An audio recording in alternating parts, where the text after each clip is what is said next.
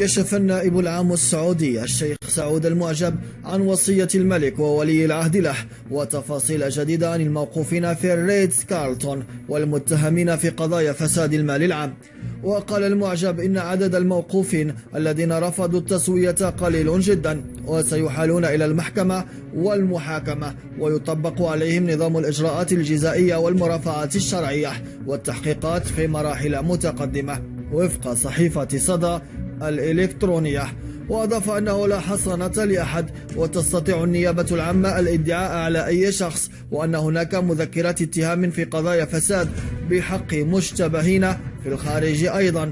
وذكر أن خادم الحرمين الشريفين الملك سلمان بن عبد العزيز حفظه الله وولي العهد نائب رئيس مجلس الوزراء الأمير محمد بن سلمان أوصياه بالعدل ومحاسبة من يستحق الحساب.